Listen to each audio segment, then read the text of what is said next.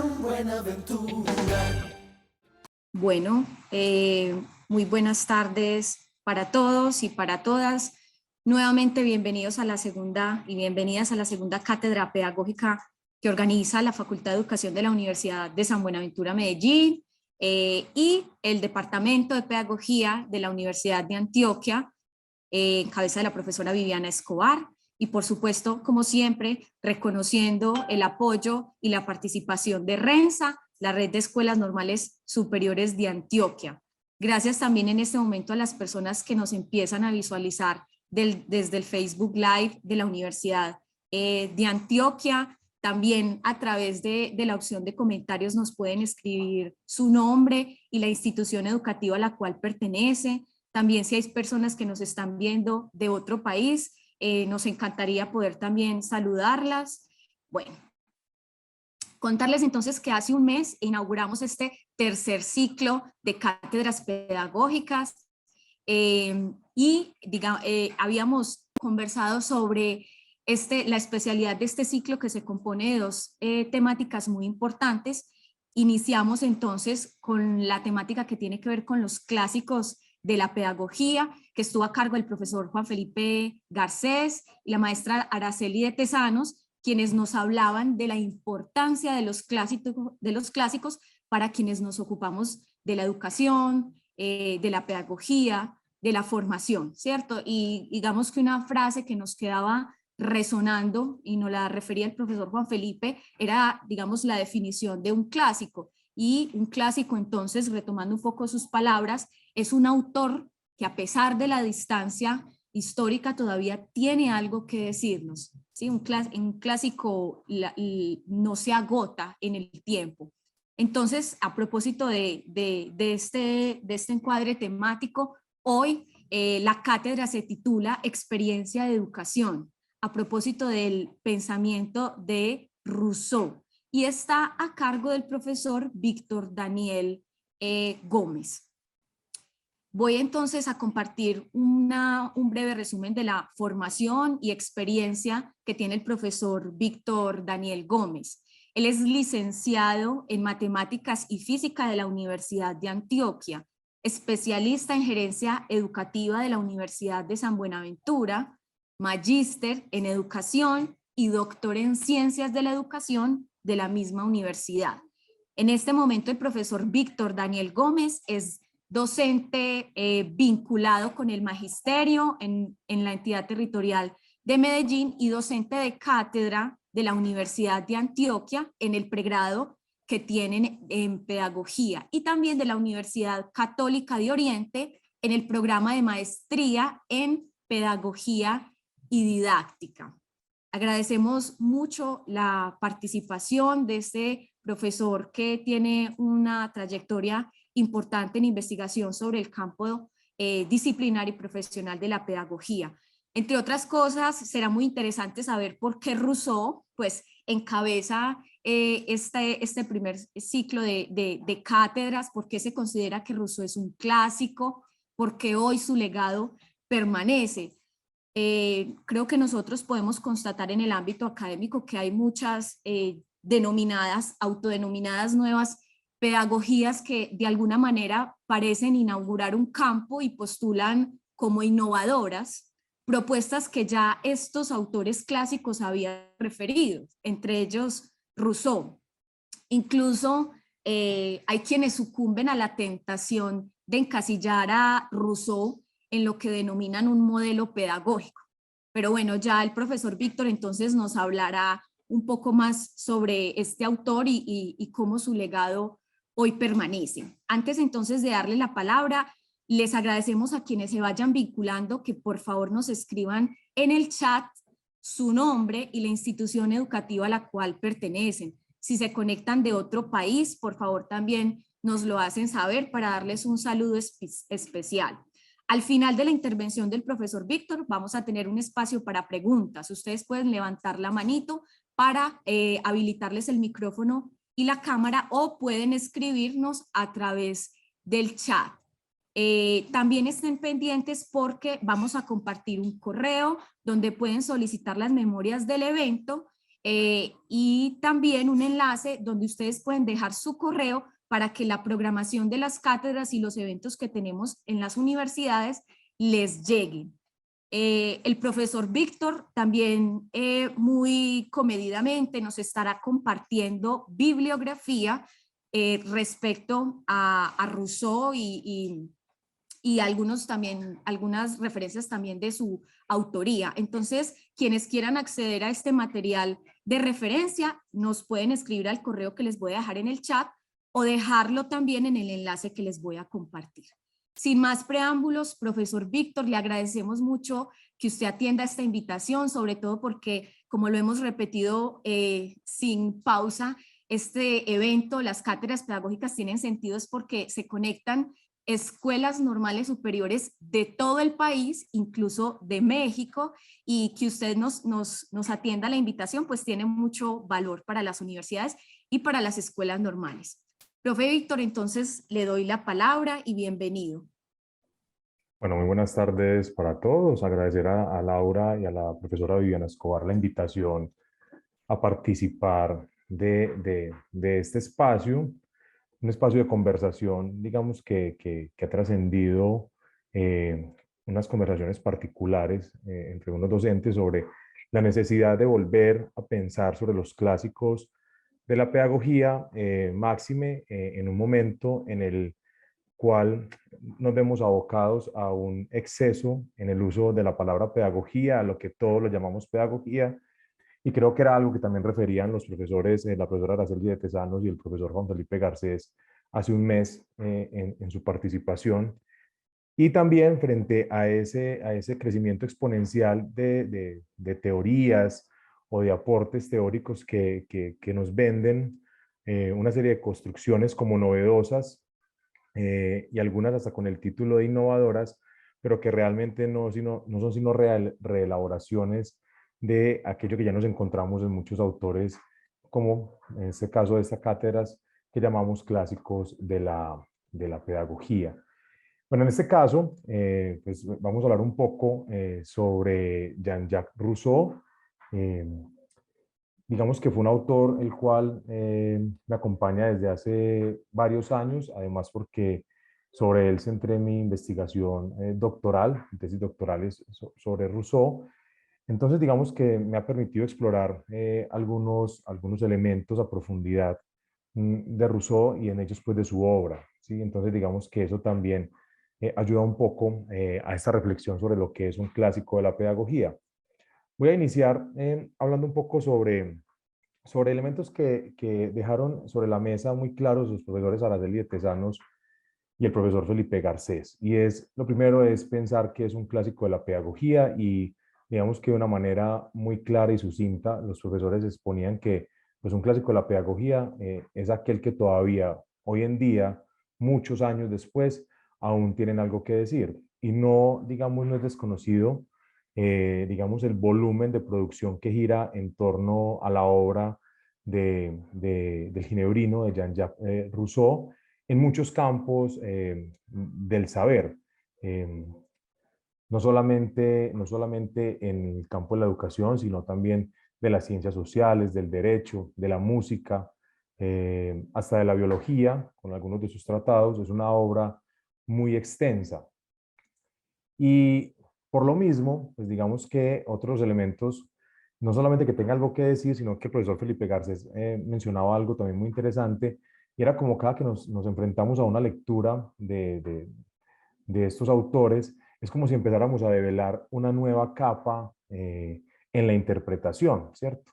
Y digamos que eso es lo que les voy a proponer acá, es una de esas capas que en la construcción con el doctor Alexander Incapié García, eh, durante la investigación doctoral, pues nos dimos la tarea como de construir y de argumentar, ¿sí? Entonces, bueno, les voy a presentar acá algo, igual más como guía, para que estemos centrados en la exposición. Laura me confirma si se está observando. Sí, sí, está muy bien, profesor.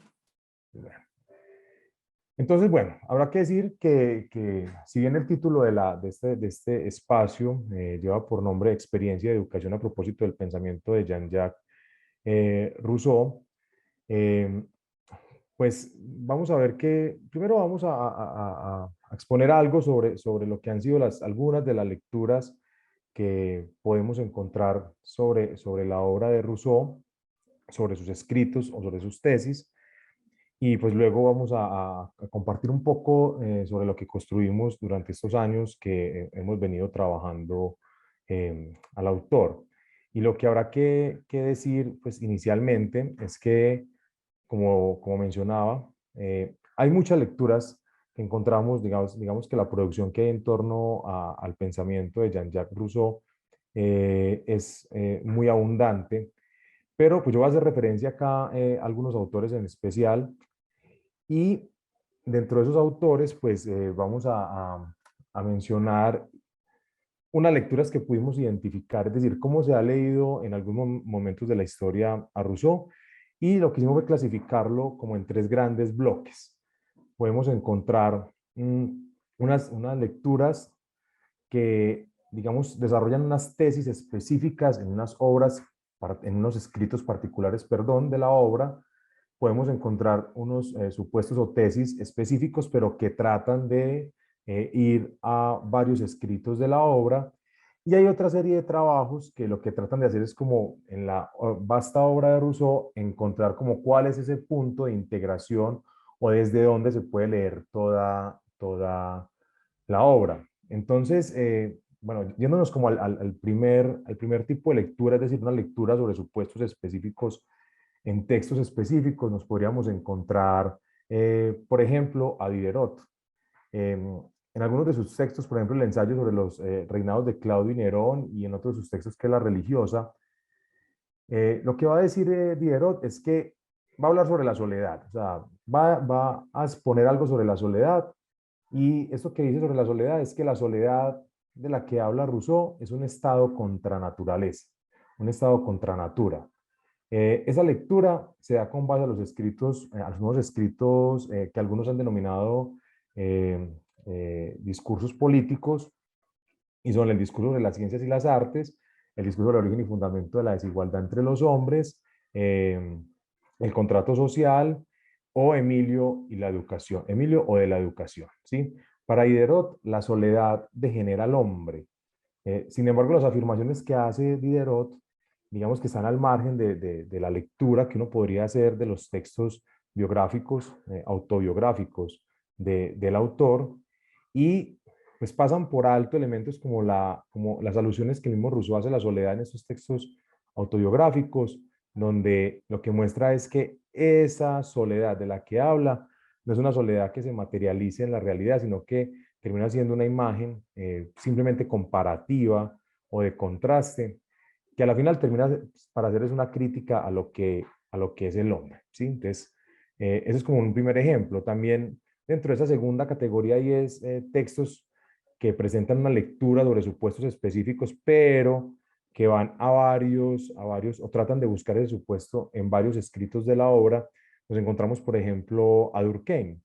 Con Durkheim, ¿qué vamos a encontrar? Una de las obras, uno de los escritos con los que Durkheim se refiere a Rousseau es un plan de lecciones que él elabora, ¿sí? Y en ese plan de lecciones, pues tiene como tres momentos.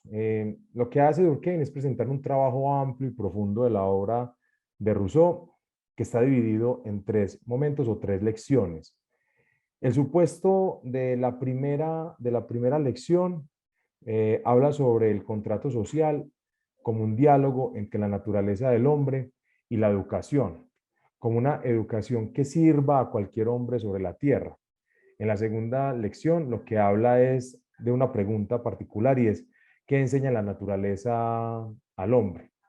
La respuesta que el mismo Durkheim presenta desde la lectura de Rousseau es que la idea de felicidad, digamos que la idea de felicidad es eso que la naturaleza tiene para enseñar al hombre, y que de alguna manera se presenta como en el equilibrio entre las necesidades y los medios para hacerse a la felicidad. Por lo tanto, lo que es necesario para conocer esa felicidad es conocer también las propias fuerzas del hombre. Y por ende, pues tiene que servirse de su cuerpo físico, pero también de su cuerpo espiritual. Pues en la tercera lección, ya en la tercera parte de su escrito, pues va a abordar la relación entre el maestro y el alumno. Esta relación se expone a partir de la propuesta educativa, como algunos la han llamado, que el mismo Rousseau denomina educación negativa, y que pretende como romper con esa tradición religiosa y monárquica de la época, ¿sí? Estamos hablando de todo el periodo en el que inicia la Ilustración, eh, y que esa educación negativa, como lo presenta Durkheim, pues busca son otras formas de la vida en grupo. Tanto es que el trabajo que hace Durkheim pues va a la lectura, digamos, en paralelo del contrato social y de Emilio o la educación, ¿sí? Ya esto nos muestra como un primer elemento, digamos, que nos sirve para pensar unas nuevas relaciones en la lectura de la obra de Rousseau y del pensamiento de Rousseau, y es que particularmente siempre estas obras se han separado. En el campo de la educación se habla de Emilio o de la educación o de la nueva Loíza como los textos que refieren a lo pedagógico o a lo educativo. Y se dejan los otros textos como para una reflexión más del ámbito de las ciencias sociales. El texto del contrato social es un texto que se trabaja en muchas de las facultades de derecho, pero se trabajan como textos independientes. Lo que está mostrando Durkheim es que realmente hay un asunto de complementariedad en lo que son las ideas educativas, ¿sí? En algunos otros autores, como por ejemplo en el texto de la multiplicidad de Rousseau, de Sánchez y Hernández, lo que se va a mostrar es que hay una propuesta educativa, no en vano, el contrato social y Emilio la educación se escriben, digamos, son de la misma temporalidad en la escritura de Rousseau, y lo que se muestra es que mientras que en un lado tenemos el proyecto educativo para el ciudadano, en Emilio la educación pues tiene el proyecto educativo para el hombre natural, pero digamos que obedecen a una misma situación, y bueno, más adelante lo vamos a ver, y es la molestia que Rousseau siente frente al hombre de su época, que termina siendo una molestia frente como a todo lo que se ha construido en la vida social. Entonces, claro, Durkheim va a transitar por varios momentos de la obra de Rousseau, eh, pero no sé, no, lo que queda como ese faltante dentro de este plan de lecciones es que Durkheim no se detiene, digamos, a examinar la distancia o la cercanía de los enunciados o de las mismas tesis o afirmaciones y preguntas que Rousseau va ofreciendo en cada uno de sus escritos. La forma en la que se presenta el texto, que el mismo Durkheim la declara, es una lectura en clave pedagógica de los apartados que son traídos a las lecciones. La estructura que se presenta en el plan de lecciones son unas citas textuales y luego una intervención de Durkheim aclarando o indicando qué es lo que él está tratando de entender o qué es lo que entiende por cada uno de estos elementos. Una especie como de aclaraciones al margen o mostrando implicaciones y consecuencias de lo expuesto por Jean-Jacques Rousseau. Digamos que en este mismo tipo de lectura, es decir, de los supuestos específicos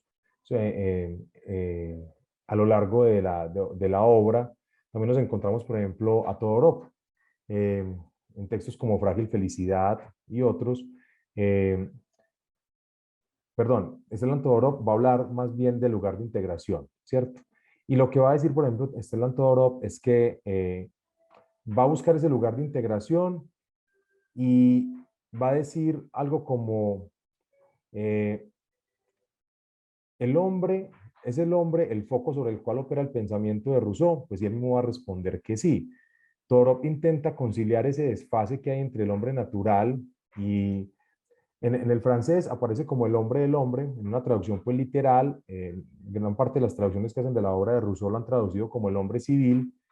Entonces, lo que va a hacer Todorov es tratar de conciliar esa idea del hombre natural y el hombre civil con la idea de la humanidad, desde una confianza prudente en la revisión de algunos valores que permanecen, podríamos decirlo así, como lo son la democracia, la pluralidad, el diálogo, entre otros.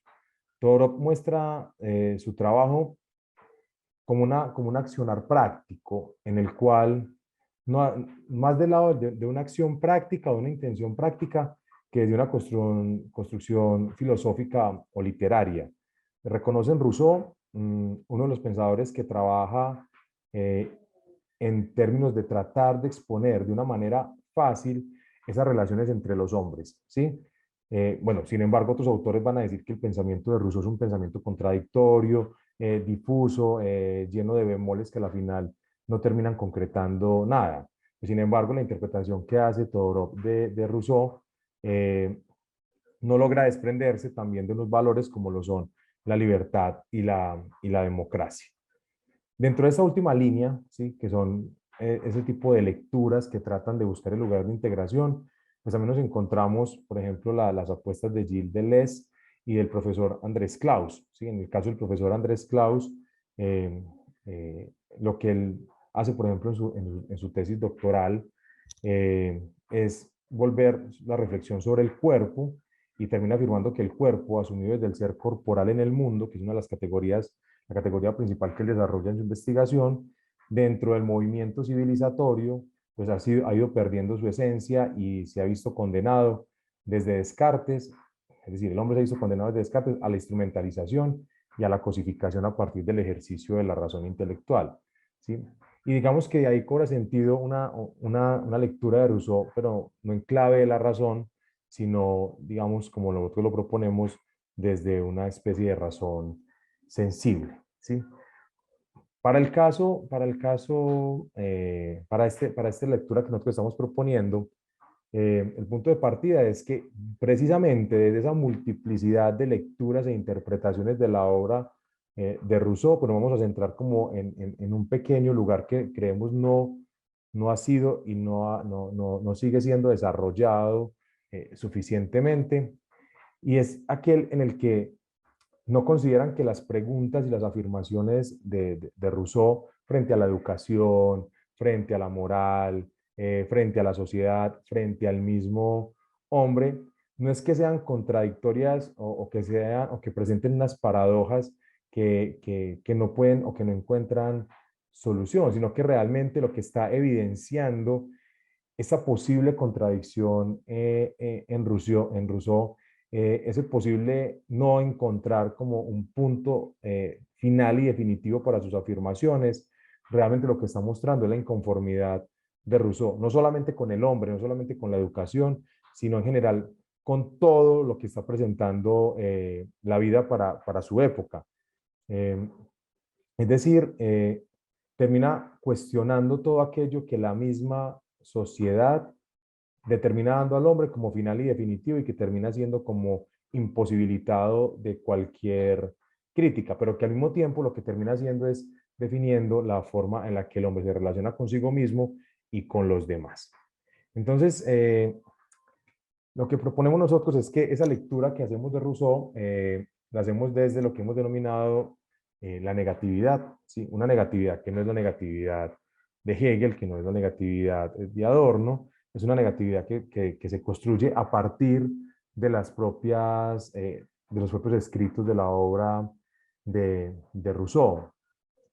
Y digamos que esta contradicción, pues, esta lectura desde la negatividad parte también desde lo que Cassirer afirma sobre las representaciones, es decir, sobre todo aquello que la sociedad de la época de Rousseau, digamos, muestra como unas construcciones, grandes construcciones, y que para esa época, digamos que se sitúan como en el punto más alto de la búsqueda de la construcción humana. Construcciones que a la final terminan haciendo, como les decía, de la sociedad y del hombre, unas imágenes que están como estáticas, que no pueden ser, digamos, desplazadas a otro lugar y que por ende no se pueden cuestionar. Simplemente el hombre termina asumiéndolas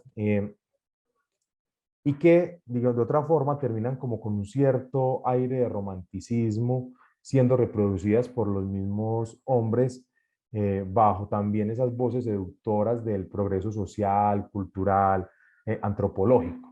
¿Sí? Rousseau, aunque ilustrado, ¿sí? Rousseau no es como lo espera su época y digamos que rápidamente él en el discurso de las ciencias y las artes lo que va a exponer es eso. Él dice, bueno, no ataco como a la ciencia, lo que hago es defender a la virtud, pero digamos que también es una forma de mostrarse a él mismo por fuera de esas denominaciones como de ilustrado o de sabio, ¿sí? Porque termina siendo un defensor radical del ideal emancipatorio de la razón intelectual, y digamos que en su lugar, cada una de sus palabras y reflexiones se disponen como una crítica a todas esas representaciones, nuevamente, a lo que es el hombre, la sociedad, la moral, el actuar, la experiencia, sí, a todo lo que se presenta dentro de su época. Eh, y no solamente la crítica a esas representaciones, sino que va más allá, como lo dirá Cassirer, y es que terminas cuestionando la forma en la que se han producido esas representaciones. Y, y por tanto, pues, ¿cuál es la razón que termina soportando esas representaciones? Entonces, claro, ahí es donde empieza a cobrar sentido ese preguntarse, valga la redundancia, sobre esas preguntas o cuestionamientos que Rousseau hace en cada uno de sus escritos a lo largo de su obra, de esas afirmaciones que él expone y que aparecen en diversos momentos de su obra, y que uno podría fácilmente caer como en errores de interpretación si no se considera que nuestro punto de partida, que en Rousseau es permanente la incomodidad y la inconformidad con respecto a la sociedad, el hombre, la política, la ciencia, las artes, mejor dicho, su inconformidad contra todo, ¿sí? Y por tanto, una pregunta central en Rousseau, como la pregunta por el hombre natural, que es lo que aparece de entrada en sus escritos, ¿sí? La idea del hombre natural y del estado de naturaleza, pues hay que mirarla con un poco de reserva y de cuidado, porque para Rousseau, más que buscar una descripción antropológica, cultural, histórica, ¿sí? Sobre el hombre o sobre la naturaleza, él mismo lo va a decir en Emilio la Educación, lo que está exponiendo son unas imágenes que son construcciones lógicas, ¿sí? Él rápidamente, por ejemplo, en el discurso sobre el origen y fundamento de la desigualdad entre los hombres, y en Emilio la Educación, en en las primeras páginas, va a aclarar, y es que ese hombre natural y ese estado de naturaleza no han existido. Y digamos que eso, por ejemplo, ya debate una idea con Voltaire sobre, sobre la crítica que él hace, y es que Rousseau espera llevar al hombre a un estado primitivo. Y lo que él dice con esta aclaración inicial en sus textos, y es pues que eso no ha existido, o sea, no se trata de volver a un lugar que ni siquiera ha existido. Es más, no existe ahora y quizás nunca vaya a existir, ¿sí? Entonces lo que está haciendo es un análisis lógico del contenido que tienen esas imágenes. Pero no solamente es el estado de naturaleza y el hombre natural, también, por ejemplo, la educación negativa, ¿sí? También la moral, ¿sí? También la experiencia. Todas estas alusiones que hace Rousseau y que empieza a desarrollar en sus textos terminan siendo unas imágenes que a la final lo que permiten es contrastar lo que es con lo que debería de ser, ¿sí? Entonces, digamos que lo importante en esta lectura que proponemos de Rousseau es mirar a estas como unas imágenes de contraste, de comparación, muy al estilo de una construcción matemática para una demostración, ¿cierto? Eh, Sin embargo, pues habrá que decirlo, y es que el estado de naturaleza y el hombre natural pues no son construcciones inéditas de Rousseau. Ya estas imágenes las han utilizado otros filósofos contemporáneos de Rousseau o que lo han antecedido, como por ejemplo John Locke, eh, Voltaire, Montesquieu, Pufendorf y Thomas Hobbes, por ejemplo. Es más, muchos han dicho que la obra de Rousseau termina siendo una respuesta, ¿sí? En particular, por ejemplo, a Leviatán de Thomas Hobbes. Eh, pero el punto de distanciamiento de Rousseau con estos otros autores, filósofos, es que mientras que, lo dice el mismo Rousseau, es decir, mientras que él lo toma como unas construcciones lógicas, lo que hacen estos autores es como mirar al hombre y asignarle a ese hombre unas cualidades para decir, vea, el hombre natural era esto, pero es que es el hombre que están viendo, ¿sí? Es muy parecido como a esta idea. Cuando usted le preguntan cómo es un extraterrestre, ¿sí? Usted empieza a imaginarse cómo puede ser un extraterrestre, pero realmente lo que usted se imagina no es algo nuevo. Usted lo que termina haciendo es llenando ese concepto de extraterrestre con asuntos que ya ha visto, ¿sí? Entonces le pone tres ojos, le pone en vez de manos tentáculos y termina siendo una especie como de construcción, pero a partir de lo que ya se conoce. Entonces es como la crítica que hace Rousseau, es decir, realmente Rousseau lo que dice es, vea, estas personas que han utilizado el estado de naturaleza y la imagen del estado de naturaleza y el hombre natural, no se han imaginado realmente o no han tratado de ver qué es el hombre natural, sino que lo que han hecho es llenar de determinaciones estas categorías a partir de lo que ya se conoce dentro del hombre en la vida social. Es decir, realmente no es el hombre natural ni el estado de naturaleza, sino que termina siendo simplemente una forma de nombrar al hombre en el estado civil, ¿sí? O en sociedad y a la sociedad misma, ¿sí? Eh, entonces, podríamos decir que en definitiva, Rousseau lo que dice es que estos otros autores no logran liberarse de las mismas imágenes que son impuestas por la vida social. Claro, al ser hombres que estamos en la vida social, pues lo que necesitamos es imaginar un lugar por fuera de la vida social para poder, digamos, cuestionarnos y vernos frente a ello y decir qué es lo que nos, en palabras de Rousseau, qué es lo que nos ha llevado a ser lo que somos más radicalmente porque hemos degenerado en lo que estamos actualmente. Entonces, en definitiva, lo que uno puede concluir con Rousseau es que para Rousseau la vida social, digamos, la vida social lo que termina haciendo es como colocar un velo sobre el hombre, particularmente, por ejemplo, sobre estos filósofos, para que no lo dejan ver más allá de ella misma, ¿sí? De esa vida social. Y por tanto, pues como que la remisión termina siendo a los mismos lugares que están dentro de esa vida social, no se puede escapar de ella por ningún medio. Entonces, pues esto va a remitir inicialmente, es decir, si la pregunta de Rousseau es establecer unos lugares para poder comparar qué, pues sí, claro, comparar a quién, al hombre, ¿cierto? Entonces, esa comparación, pues en la lectura negativa, nos hace como un llamado. Lo primero es que lo que vamos a contratar es el ser y la apariencia, a partir de que hay un reconocimiento de las preguntas y de las afirmaciones que hace Rousseau a lo largo de su obra y que finalmente terminan elaborando unos pares comparativos, es decir, como una especie dentro de esa comparación que lo que muestra es no la contradicción en Rousseau, sino que lo que nos permite es pensar más allá de la contradicción, esa inconformidad en que está, digamos, centrada en algunos momentos de la obra de Rousseau. Entonces, claro, inicialmente para poder responder la pregunta por la educación y por la experiencia, pues debemos aludir al hombre, ¿sí? Entonces, en las ensoñaciones del paseante solitario uno encuentra, que es uno de los textos biográficos narrativos autobiográficos de Rousseau, que algunos autores también han denominado biográficos narrativos, encontramos muchas pistas para esta lectura. Digamos que lo que inicialmente va a decir este autor es que la vida social y dentro de la vida social, las instituciones que ha creado, el mismo hombre, le indican qué es y cómo debe serlo. Y eso lo hace a partir de qué? De la fragmentación que esas instituciones sociales hacen del hombre. Rousseau va a decir que el hombre en el estado de naturaleza, recordemos, en un estado lógico, sin una construcción lógica, es uno consigo mismo, mientras que en la vida social está fragmentado y está fragmentado producto de las instituciones sociales.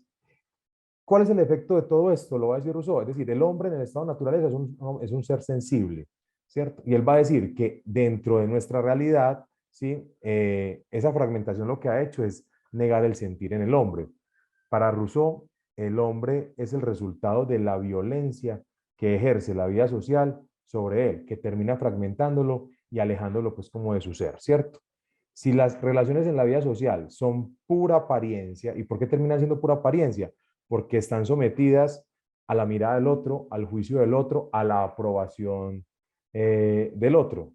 Entonces, en esa medida, pues, si esas relaciones están dadas por la pura apariencia, estas no pueden significar sino una violencia que no se detiene y que empujan al hombre fuera de sí mismo. ¿Sí? Violencia por y en las relaciones del hombre. ¿Sí? Pues para Rousseau, el hombre está contenido en una máscara, digamos que es la figura que nos presenta en el discurso de las ciencias y las artes. Y lo que nosotros vamos a decir es que entonces, para explicar esta incomodidad y esta inconformidad de Rousseau con su época y con todas las representaciones, lo que podríamos señalar es que para Rousseau el hombre termina siendo una simulación. Es una simulación porque lo que define al hombre realmente es la apariencia. La apariencia define todo aquello que es el hombre y lo que está relacionado con el hombre. Sí, termina siendo pura construcción, entonces, que deriva de esa violencia que la vida social, mediante las relaciones de dependencia de los hombres, ejercen sobre el mismo hombre. ¿Sí? Entonces, eh, hablar del hombre como simulado, pues lo que hace es que no nos preguntemos en Rousseau qué es el hombre, sino que hay unas preguntas que pueden ser, digamos, más apremiantes en la lectura de la obra de Rousseau, y es entonces cómo ser un hombre, ¿sí? O cómo volver a eso que debe ser un hombre. Teniendo claro eso que debe ser, no es el volver digamos, a un pasado, ¿sí? Sino frente a esa imagen de contraste, ¿cierto? Preguntas que asumen el problema del conocimiento de sí mismo como el problema entonces de la condición humana. O sea, el problema de la condición humana termina siendo el problema de encontrar qué es, de buscar sobre el conocimiento de sí del hombre. Eso también va a decir algo, digamos, muy fuerte en el discurso de las ciencias y las artes, y es que en poco tiempo el hombre logró conocer mucho, es más, salir hasta la propia Tierra y conocer más allá las cosas del universo, pero que al mismo tiempo ese hombre que es capaz de conocer tanto, descubrió el conocimiento más valioso, y el conocimiento más valioso termina siendo el conocimiento de sí mismo, ¿sí? Entonces, uno ¿por qué, digamos, podría explicar esa inconformidad y esa incomodidad permanente de Rousseau? Ya les decía, en las ensoñaciones hay muchas pistas para ello, y es que las ensoñaciones son como unos paseos. Él lo que empieza a hacer es que empieza a narrar y empieza a contar como unos paseos que va teniendo. Y en uno de esos paseos, él hace la pregunta y esa es una pregunta así muy, es ¿qué soy yo? ¿Sí? Y luego pues sigue hablando sobre lo que sucedió en su paseo, en su caminada, pero por allá en el discurso de las ciencias y las artes, uno encuentra una afirmación como estas, y es que el hombre no es lo que debe ser. En ese sentido, lo que uno podría decir es que en el discurso de las ciencias y las artes, que es antecede en temporalidad a las ensoñaciones del paseante solitario, uno encuentra una respuesta temprana a esa pregunta sobre qué soy yo, ¿sí? Y la respuesta es, el hombre no es lo que debe ser. Pregunta y respuesta son el punto de partida para pensar desde la crítica la pregunta misma por la condición humana. Para Rousseau, el hombre no puede conocerse a sí mismo porque las formas que la vida social ha dispuesto para que él se desarrolle en su vida, esas mismas formas en las que están la ciencia, las artes, la letra, la educación, ¿sí? La moral y todas las instituciones, hacen del hombre un ser ajeno a sí mismo. Lo que les decía, ese asunto de la violencia que terminan fragmentando al hombre, pues, y alejándolo de su sentir. Sí, cabría pensar que entonces, si uno logra transformar la ciencia, las artes, la letra, la educación, ¿sí? Pues se crearían las condiciones de posibilidad para que el hombre terminara, digamos, volviendo a ese conocimiento pleno de sí, ¿cierto? Eh, pero el interrogante acá es cómo hacer precisamente esa reconvención en la ciencia, las artes y las letras, ¿sí? Que no estén sometidas a esa acción de fragmentación de las instituciones dentro de la vida social, ¿sí? Entonces, bueno, lo que nos queda hasta el momento es que hay una reflexión en Rousseau sobre el hombre a partir de la dualidad entre el ser y el deber ser, o entre el ser y la apariencia.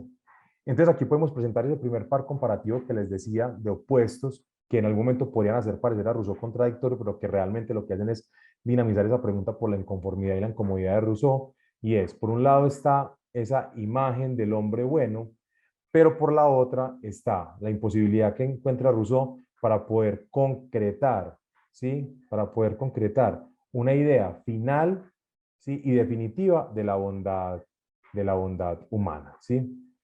Entonces, va a decir Rousseau, el hombre no solo, el hombre que no sabe lo que es y que en la vida social no se preocupa por conocer, construye las relaciones en función de la apariencia, principio y fin de su condición, ¿cierto? Claro, esa construcción también se da a partir de la educación, ¿cierto? Entonces, ¿qué podemos decir? Es que lograr actualizar la crítica sobre la imagen del hombre, sí, para Rousseau, en el marco del siglo pues, de las luces, ¿cierto? Como lo extraviado, producto de qué? De ese mismo optimismo civilizatorio y ese asunto que se nos vende desde el progreso antropológico y cultural, que hace que la pregunta por el hombre encuentre su respuesta en el hombre natural, es decir, en una imagen, en una construcción lógica, ¿sí? No en un punto real, ¿cierto? Entonces, responder, lo que uno podría llegar aquí, hilar un poco es que Rousseau, que se permite responder con una imagen de orden lógico a una pregunta concreta, ¿sí? Además de indicar que no se puede consolidar una respuesta, ¿sí? Clara y definitiva, lo que está mostrando es la posibilidad que para el mismo Rousseau representa poder decir que el hombre, por el distanciamiento de sí, no puede sentir la vida, ¿sí? Y eso es lo que es como uno de los elementos centrales de todos los escritos de Rousseau. Ese hombre civil o ese hombre del hombre, si se me permite, pues en una traducción literal de la expresión en francés, eh, va a decir Rousseau, deja de sentir a cambio del placer. ¿Sí? El sentir, para Rousseau, está en la esencia del hombre, es decir, hace parte de esos elementos que integran el hombre natural, y el placer hace parte de lo que se ha construido dentro de la vida social. El placer se vende dentro de la vida social como una falsa sensación que se obtiene en la satisfacción de las necesidades. Pero ojo, va a decir Rousseau, no en las necesidades que le pone la naturaleza, sino en unas necesidades que son impuestas por la vida social, ¿sí? Entonces, ¿qué es como lo que espera Rousseau? Y él mismo lo expresa, por ejemplo en su escrito de los diálogos, Rousseau juez de Jean-Jacques. Y es que lo que él trata de mostrar es como la propia precariedad del hombre, el mal proceder del hombre, el volver consciente, ¿sí? De que esa vida que el hombre lleva no es una vida, no es su vida, sino que parece ser una vida prestada, es una vida ajena, es una vida que se vive en los ojos de los demás. Entonces así la existencia del hombre, ¿sí? Como una existencia sensible, ¿sí? Que es la que Rousseau espera dentro de ese estado de naturaleza y ese hombre natural. Luego insisto, que es una imagen lógica, ¿sí? Requiere volver consciente el sentir y dejar de lado el placer. Es el cuerpo y en él los sentidos, por eso lo que nos vamos a encontrar en Emilio de la Educación en los primeros 2, 3 libros, es un llamado al ejercicio de los sentidos, ¿sí? Porque para Rousseau, y enseguida lo vamos a ver con relación a la experiencia, lo que Rousseau está esperando es que ese niño, ¿sí? Conozca el mundo por su relación con el mundo, ¿sí? No que conozca el mundo por lo que los adultos le dicen que es el mundo. Entonces, por eso la importancia del cuerpo, porque es en el cuerpo donde los sentidos permiten ese contacto de ese niño o de esa nueva vida, ¿sí? Con el mundo. Entonces, es el cuerpo donde se compilan todas esas sensaciones, donde tienen lugar todas esas sensaciones, ¿sí?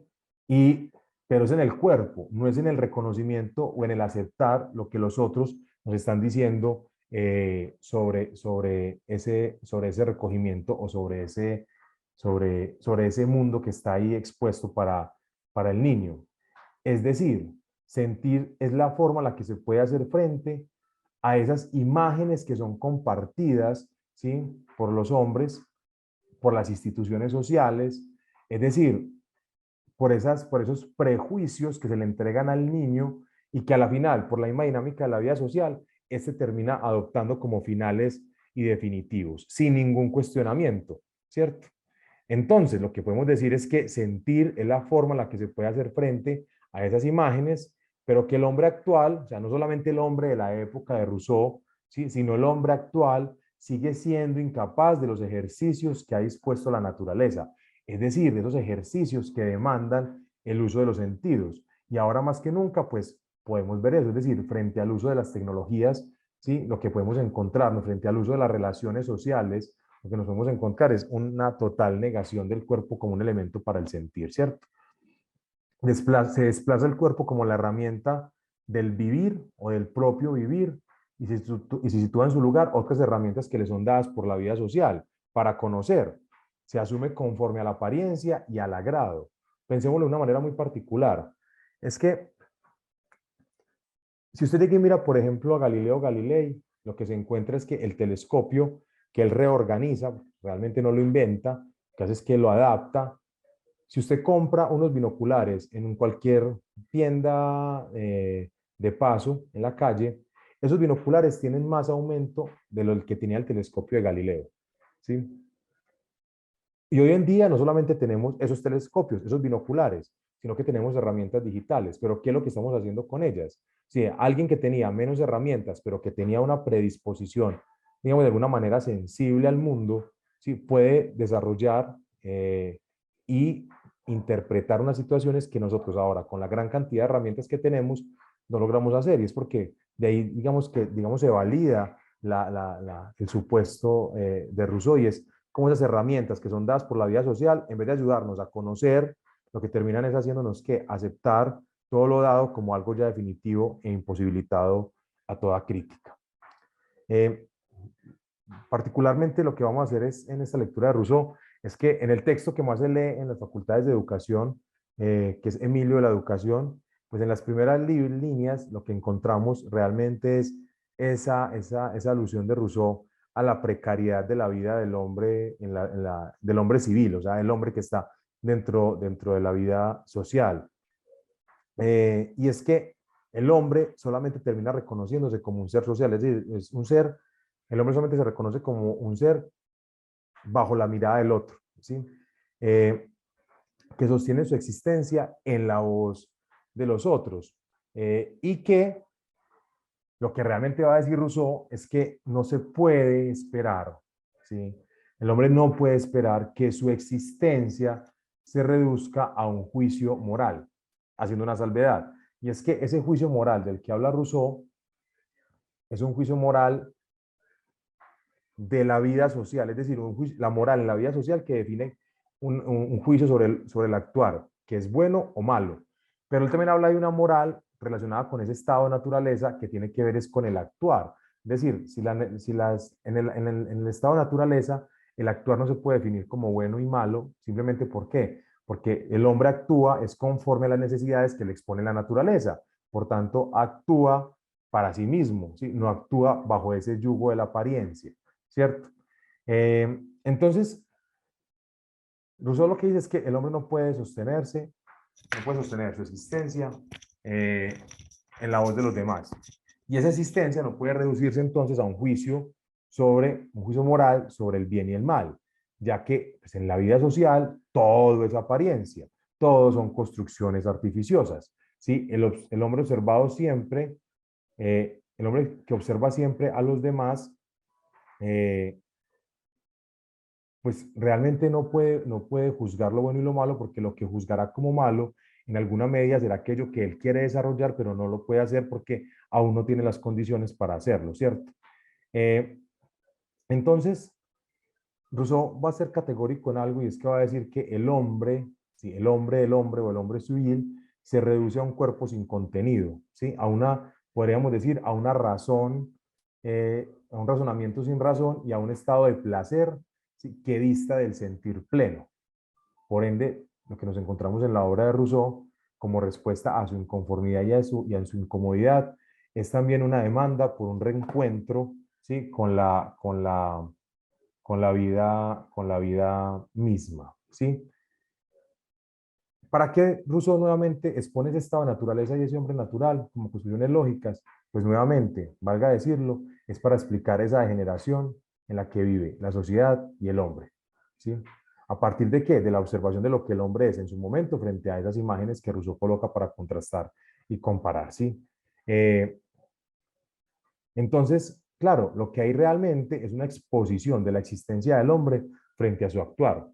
lo que los demás están creyendo de sí mismo y lo que realmente observan los otros de esas actuaciones del hombre que está ahí, ¿sí? En medio de la vida social. Lo que sí es claro, como el mismo Ginebrino lo presenta en el apartado de uno de sus escritos que llama sobre el sistema de conducta para con Jean-Jacques,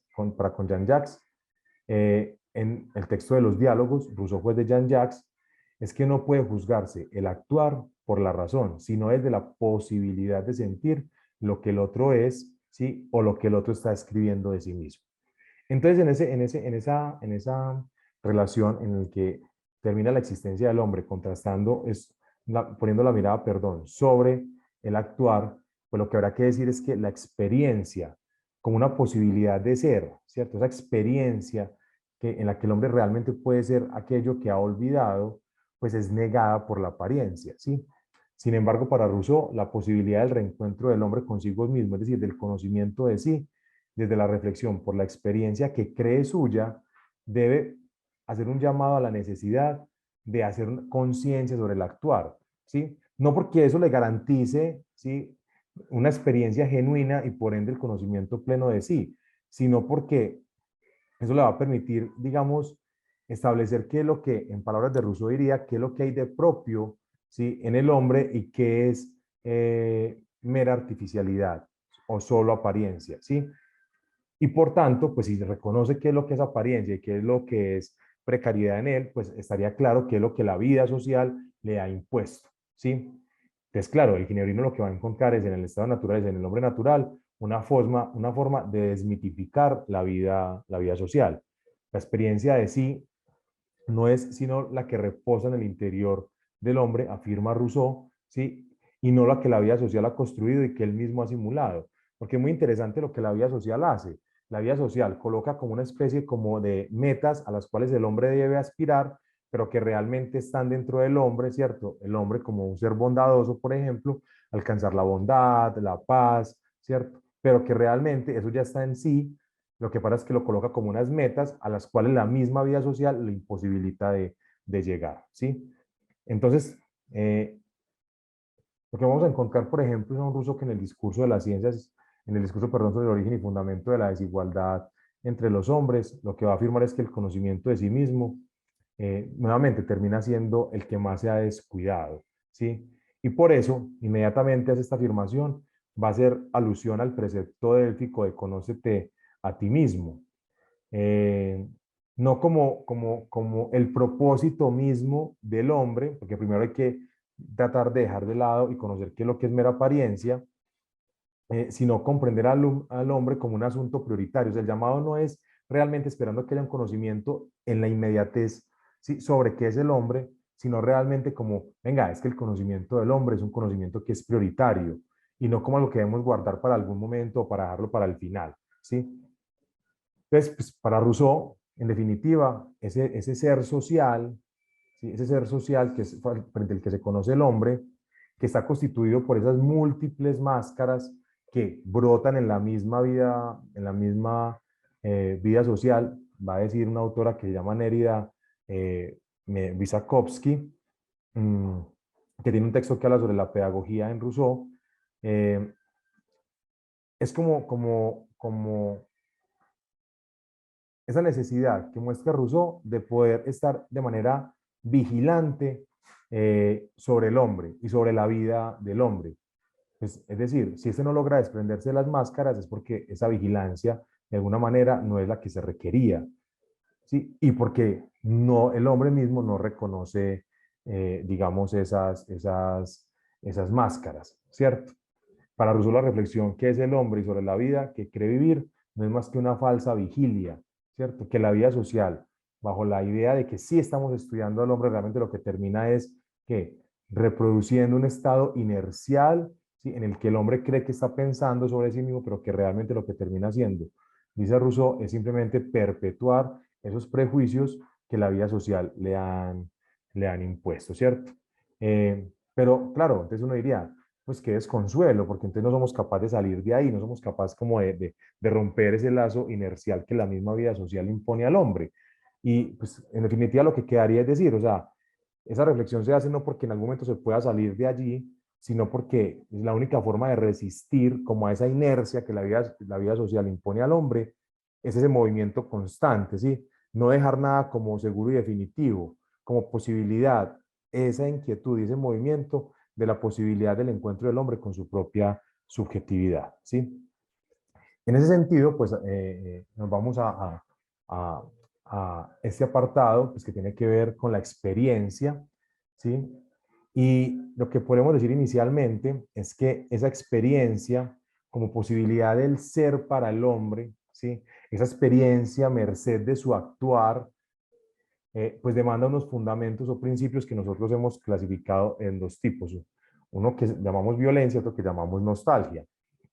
Para poder volver a esa experiencia genuina o esa experiencia del sentir, pues lo que vamos a decir es que la violencia es un asunto que está inmerso en esa confrontación que Rousseau espera que se haga entre el ser y el parecer. Pues Rousseau expresa en Emilio la educación que en el hombre hay que situarlo frente a las cosas mismas, ¿sí? Particularmente en Emilio, pues a ese niño, a esa nueva vida, hay que llevarlo a que interactúe con esa naturaleza, con todo lo que está ahí, con los objetos y la naturaleza misma, para que se haga una imagen o una impresión de ellos por su relación directa a través de los sentidos, para que luego lo confronte con esas ideas que le son compartidas por los hombres y así él pueda elaborar su propio juicio o su propia sentencia frente a eso que está, frente a eso que está conociendo. Entonces, claro, es en la tensión entre esas imágenes compartidas por los hombres que están del lado del placer, al ser meras construcciones que se dan dentro de la vida social, y entre, o sea, esa confrontación entre esas imágenes, ¿sí? Y entre el sentir, es donde el hombre puede situarse por encima de los demás que están inmersos en ese ser social, ¿cierto? Porque en esa confrontación es donde el hombre empieza a cuestionar, ¿cierto? ¿Qué es lo que llega a él y qué es lo que realmente él está conociendo? Rousseau va a afirmar que no hay conciencia en el actuar, cuando solo se asume esas imágenes que son compartidas por los demás, ¿cierto? Entonces, en ese momento, realmente lo que Rousseau está haciendo no es instalando para los subsiguientes lectores de su obra, ¿sí? Un modelo educativo, o como algunos lo han llamado, un modelo pedagógico de cómo hacer con esa nueva vida, ¿cierto? Sino que realmente lo que le está llamando la atención es que está colocando un lugar que posibilita esa confrontación entre el ser y el parecer, ¿cierto? Lo que pasa es que hay muchos ejemplos en los que Rousseau utiliza, sobre todo en el libro 1 y en el libro 2 de Emilio, la educación, pero que en una lectura, digamos, rápida o light de la obra, uno termina diciendo, ah, vea, este señor 300 años atrás igual nos sigue diciendo cómo podemos hacer para educar a nuestros niños hoy en día, ¿cierto? De algunos tips de cómo hacer, pero eso es una lectura muy simple, ¿cierto? Lo que no caemos en cuenta es que realmente lo que está haciendo el llamado de Rousseau es, ojo, que lo que yo estoy exponiendo es la necesidad de una relación del mundo con el cuerpo, ¿sí? Y no una relación del mundo a partir de unas imágenes compartidas que a veces no tienen nada en relación con lo que es el mundo, con el mundo mismo, ¿sí? Entonces, claro, salir de ese estado que la vida social le ha impuesto, pues implica un movimiento violento, ¿sí? Que haga del hombre un crítico de su propio actuar, de su propia existencia. Entonces, en ese orden de ideas, pues las imágenes compartidas por los hombres, que son el origen de la apariencia, pues no emergen del interior del hombre, o sea, son exteriores al hombre, ¿sí? Y se presentan como una forma de resignación del actuar del hombre. Es decir, es más cómodo asumir esto que ir a buscar, confrontar, conocer para decir, bueno, en definitiva si era eso o radicalmente no es eso lo que tengo frente a mí, ¿sí? Va a decir Rousseau pues que no se puede encontrar una alteridad, por ejemplo, cuando se asume la vida social, ¿sí? Cuando no se le cuestiona, cuando solamente se vive la vida social como algo que se sigue, como una especie de libreto que ya está escrito para el hombre, ¿sí? Y que obviamente pues le dice al hombre y a las instituciones cómo son sus formas de ser y de actuar en el continuo de la vida. En el mismo Emilio de la educación, Rousseau expone una situación muy particular y es, dice, vea, hay que estar frente a las cosas, frente a la naturaleza, frente a los objetos. Pero hay que tener multiplicidad de encuentros con esos objetos y con esa naturaleza para poder como diversificar las sensaciones. Pero ¿cuál es el problema? Cuando siempre la forma de situarse frente a esos objetos, frente a esas situaciones, frente a la naturaleza, es la misma, ¿sí? Lo que termina haciendo es que se aplaca la imaginación, ¿sí? ¿Merced de qué? Del hábito, de esa constante acción semejante frente a eso que estoy conociendo, ¿sí? Eh, y la vida social rápidamente entiende pues que el hombre en ese adormecimiento, merced del hábito, que por ejemplo es dado por la educación en muchos sentidos, pues debe colocar algo como que mueva al hombre, pero no para que él se cuestione, sino para hacerlo ir en direcciones, digamos, diversas al conocimiento de sí. Y coloca asuntos, claro, que no son del sentir, sino del placer, como es la ostentación, la sujeción, la discordia. Todas ellas son acciones externas al propio hombre, ¿sí? Dice Rousseau en el discurso de las ciencias y las artes. Pero que al mismo tiempo, aunque son ajenas a sí, pues la vida social y las instituciones sociales dentro de esa vida social, lo que hacen es que se las hacen ver al hombre como si fuera algo propio de sí, la necesidad de tener más, de ostentar más, de sí poder, ¿sí? También en una especie como de falsa idea de perfectibilidad o de mejoramiento que termina obedeciendo a un perfeccionamiento antropológico y cultural y económico, ¿sí? No realmente un reconocimiento del propio hombre. Eh, pues en definitiva lo que el hombre civil, en lo que en el hombre civil hay de bueno o de malo, pues producto de ese juicio moral construido dentro de los márgenes de la vida social, se debe a esa necesidad de hacerse notar entre los demás, ¿sí? Y por eso la ostentación, la sujeción, la discordia, lo que terminan haciendo es un juego entre los seres humanos, ¿sí? No por comprenderse, sino por tratar de situarse por encima de los demás. Ese modo de actuar, pues lo que hace el hombre es que ya no esté en sí, pero que acepta lo que es de una manera digamos, poco violenta y sin ningún cuestionamiento. Comprender, dice Rousseau, que es parte del sentir y que es pura conducción de la vida social en ese asunto inercial, ¿sí? Pues requiere un acto violento, ¿sí? La misma física lo dice, ¿sí? La única forma de sacar un cuerpo de su estado ideal de movimiento es un accionar violento que cambie, ¿sí? O que saque a ese cuerpo de ese estado, ¿sí? Eh, y digamos que en ese orden de ideas, pues esa única forma, que sería un acto violento, hace que los hombres se desplacen del estado de somnolencia inercial en el que la apariencia y el agrado, entre ellos lo colman, ¿a partir de qué? De ese movimiento constante, de esa misma inconformidad que Rousseau trata de mostrar tiene vida en él, esa inconformidad y esa incomodidad contra todo eso que se presenta como un todo ya dado, ¿sí? Eh, digamos que también es como, lo podemos entender como decirle al hombre, venga, siéntese sobre la tierra y realmente no ande pues como en un mundo con una burbuja, ¿sí? Sino que realmente mire lo que pasa acá, mire lo que usted ha asumido sin ningún cuestionamiento y mire la realidad de lo que es eso que ha simplemente asumido. Entonces, en la experiencia, entre el principio de la violencia, lo único que, esa violencia es lo que genera ese salir de ese estado inercial. Y pues obviamente también tenemos bueno, obviamente no, tenemos a la par eso que nosotros construimos como dentro de los principios de la experiencia, como la nostalgia, ¿sí? Y decimos que la nostalgia se refiere a, esa condición o ese sentimiento por ese ser que no se conoce, ¿sí? En medio de un mundo que le presenta todo ya dado y de la imposición de las formas de conocer, ¿sí? Y de estar dentro de la misma vida, eh, y que de alguna manera también desconocen y niegan el sentir del propio cuerpo, eh, hay una reducción del hombre a una existencia caracterizada por la simulación, ¿sí? Entonces, claro, esa nostalgia es una nostalgia que, digamos, no se conoce en la medida de que no se conoce eso que se puede llegar a ser, ¿cierto? En Emilio o la educación se presenta la nostalgia como aquello que se espera concretar como idea, pero que se desvanece en la vida social. La nostalgia posibilita pensar que el hombre puede ser un otro que aún no se conoce, aquel que dejó de ser y que no encuentra cómo recorrer el camino de regreso. Y entonces lo que cabe decir es que si la experiencia es la que determina la construcción, ¿sí? De lo que es el hombre, ¿sí? No puede esperarse, ¿sí? Que ese ser del hombre pues termine siendo único. Es decir, no puede esperar que la subjetividad del hombre termine siendo única.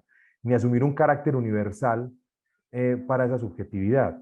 Hay una relación directamente proporcional entre la experiencia y la subjetividad. Sin embargo, la experiencia por sí sola no dice nada de la subjetividad. Es en las formas en las cuales se da a conocer esa experiencia, es decir, en las formas en las que se narra esa experiencia, donde se lee la violencia y la nostalgia, como principios que posibilitan preguntarse por la posibilidad de otras subjetividades, de otras formas de ser, ¿sí? O otras formas de lectura de eso que es el hombre. El objetivo que expresa Rousseau en Emilio la Educación es el de sentir la vida de manera plena. Y el sentir no es único, porque con ello lo que sucedería es que el adormecimiento de la imaginación, merced del hábito, ¿sí? Lo que les decía ahora, si siempre nos situamos de la misma manera frente a la naturaleza o las situaciones, pues el hábito lo que termina es negando la posibilidad de conocer realmente a ese objeto y a esa naturaleza.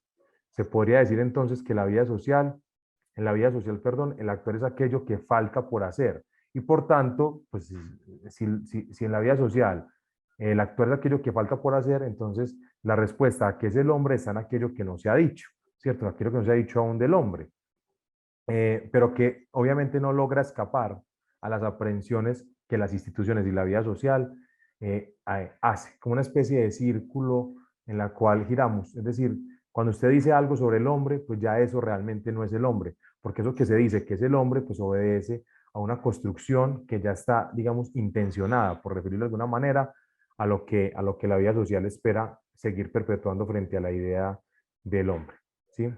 Entonces, finalmente lo que tendríamos que decir frente a la experiencia es que para Rousseau la experiencia genuina es en realidad experiencia sentida y reflexiva, ¿sí? Sin embargo, esa experiencia no es posible entre los márgenes de la vida social porque realmente la vida social lo que hace es que distorsiona e introduce esas imágenes que los hombres terminan compartiendo, ¿sí? Y que son impuestas por la vida social y por las las instituciones sociales dentro de esa vida social. ¿Sí? ¿Y que se sirven de quién? Pues básicamente pues del lenguaje, ¿sí? En la medida que con el lenguaje es que transmitimos esas imágenes, pues el mismo lenguaje termina siendo una forma de perpetuación de esas imágenes que no son cuestionadas por la vida, por el hombre dentro de la vida social, ¿sí? Eh, pero entonces, habría que decir en ese momento, y es que la experiencia, esa experiencia sentida de la que estamos hablando, Rousseau también la utiliza no como un puerto de llegada, sino también como una imagen de contraste, perdón, para referir que lo que el hombre vive o dice ha vivido, pues termina siendo simplemente también algo degenerado, ¿sí? Y que está, digamos, en esas lógicas de la apariencia. Entonces, así para Rousseau, pues la experiencia, sí, la experiencia, la que es capaz el hombre dentro de la vida social, pues termina siendo un acuerdo, ¿sí? Que se da en medio de esas imágenes que son compartidas por la misma vida social, ¿sí? Entonces, claro, la experiencia como un acuerdo no puede conducir al hombre a otro lugar diferente a aquel que la misma vida social pues le ha marcado y que termina siendo el hombre simplemente y de su vivir como una acción teatral, ¿sí? Que termina nuevamente negando lo sensible, ¿sí? Y confirmando esas representaciones a las cuales Rousseau empieza a criticar la vida social, el hombre, la educación, la moral, todo ello, ¿sí? Eh, entonces, ahora la pregunta es, ¿cuál es el papel de la educación frente a todo esto que se ha dicho? Y habrá que decir inicialmente, y es que, por ejemplo, se habla de que Rousseau, digamos, de una u otra manera lo que hace es que rescata al niño, pero René Scheller, por ejemplo, en el texto que llama La pedagogía pervertida o en la traducción del título original Emilio Pervertido, pues lo que muestra rápidamente es que ese niño que fue rescatado por Rousseau, simplemente lo que hace es situarlo, visibilizarlo para la vida social y se constituye en lo nuevo por sujetar, en lo nuevo por controlar. O sea, rápidamente eso que Rousseau, digamos, rescata, se convierte en el nuevo objeto de control. Y pues si lo vemos a diario, y más ahora en época electoral acá en Colombia, sí, como el niño se convierte en parte del discurso, eh, pero pues realmente no termina haciéndole, digamos, justicia a sus necesidades reales. Entonces, para Jean-Jacques Rousseau, la educación tiene un doble propósito y es lo que se puede leer desde el discurso de las ciencias y las artes hasta el último de sus textos póstumos, por ejemplo. Entonces, en el primero consiste en ¿qué? En reproducir esas imágenes que son compartidas por los hombres con el único fin de sostener las relaciones de la vida social que sustituyen, digamos, esa necesidad del conocimiento del hombre simplemente por un discurso de la reproducción y de la identidad, ¿sí? El segundo propósito de la educación es prestar asistencia a la nueva vida, o sea, a ese niño, para que pueda sentir la vida, ¿sí? Para que pueda conocer, es decir, desde digamos, un propósito muy en clave de ese sentir o de ese estado de naturaleza y de ese hombre natural. En el primer estado, es decir, en ese estado en el que el hombre simplemente tiene un fin reproductivo, la educación tiene, perdón, un fin reproductivo, eh, lo que se puede entender es que lo que termina haciendo es mostrando que las relaciones entre los hombres terminan siendo unas relaciones de apariencia, ¿sí? Es decir, ese propósito de la educación lo que termina es reafirmando las relaciones entre los hombres como unas relaciones de apariencia. Mientras que en el segundo propósito, lo que se presenta es la posibilidad de establecer nuevas relaciones con las mismas formas de conocer. Así, en Rousseau, la reflexión por la educación pues termina siendo una extensión de la reflexión por la pregunta ¿qué es el hombre? Pensar la educación al margen de la pregunta por el hombre no tiene sentido en Rousseau. Si el propósito del hombre dentro de ese estado de naturaleza es el sentir pleno de la vida, lo que se esperaría de una educación que permita hacerle justicia a ese sentir pleno de la vida, como lo dice Rousseau, como una correcta educación, es evitar que el hombre reproduzca precisamente esas imágenes que son impuestas por la vida social, ¿sí? El problema es que cómo lograr eso cuando los hombres adultos que se encargan de dirigir la educación o de la asistencia a esa nueva vida, pues ya están dentro de las lógicas de esas imágenes impuestas por la vida social, ¿sí? Entonces, claro, dentro de la vida concreta, lo que vamos a encontrar es que para Rousseau, ese niño, ¿sí? Es lo más cercano a la idea del hombre natural y del estado de naturaleza, ¿sí? Porque con él pues, se podrían pensar unas nuevas formas de establecer las relaciones a partir de ese conocimiento real y cercano y directo con el mundo. Sin embargo, hay un texto que no es de mucha circulación de Rousseau y se llama Emilio y Sofía o los solitarios, y es un texto en el que rápidamente es un texto que consta de dos cartas que escribe Emilio a Rousseau, y en el cual le dice algo como, vea, maestro, amigo, usted que me llevó por otros, me mostró otras formas de ser, otras formas de estar, que me hizo pensar la vida de otra manera, me encuentro aquí reproduciendo aquello que tanto habíamos querido evitar, ¿cierto? Es decir, lo que muestra en definitiva es que no hay como salida, ¿cierto? De ese ser social, ¿sí? Entonces, pues lo que podríamos decir es desde el test de Rousseau, que ese niño como imagen y como una otra forma de ser diferente a la que se había concebido, una forma diferente a pensar que el niño es un adulto pequeño, lo que permite es continuar la reflexión entre el ser y la apariencia, ¿sí? Eh, Otra forma de prolongar esa discusión entre el estado social y el hombre natural.